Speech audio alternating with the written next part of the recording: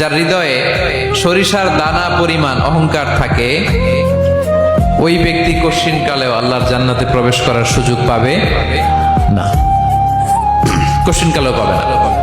এর কারণ অহংকার আল্লাহর চাদর।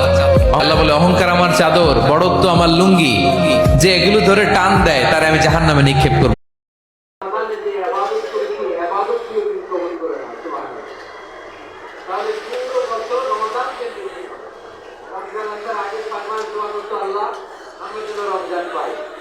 রমজান চলে যাওয়ার পরে বাকি 6 মাস বলতো আল্লাহ রমজানের ইবাদত করে এই কবুল করে নাও। সুবহানাল্লাহ।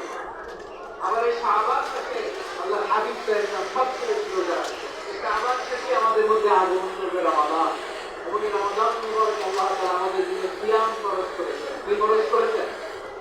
তিনি সূরাতুল বাকারা 183 নম্বর আয়াতে ইরশাদ করেছেন, রাব্বুল আলামিন বলেন, ইয়া আইয়ুহাল্লাযীনা আমানু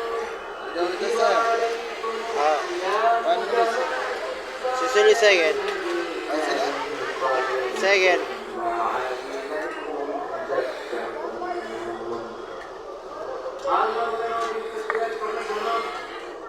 তোমাদের সিয়ামকে ফরজ করা হয়েছে, ঠিক যেমন ভাবে তোমাদের পূর্ববর্তী উম্মতের উপর সিয়ামকে ফরজ করা হয়েছে, যাতে করে তোমরা সবাই মুত্তাকি হতে পারো। সুবহানাল্লাহ। যাতে করে তোমরা আল্লাহর সন্তুষ্ট হতে পারো। তাহলে সিয়ামকে এই সামনে যে রমাদান আসছে আমার প্রিয় ভাইরা, এই পুরো রমাদান সিয়াম পালন করা, সিয়াম পালন করা কেমন ফরজ করে দিয়েছে। Jangan tidak. এটা শুধু আমাদের Apa yang ini? Cerita saya ini. যত জাতি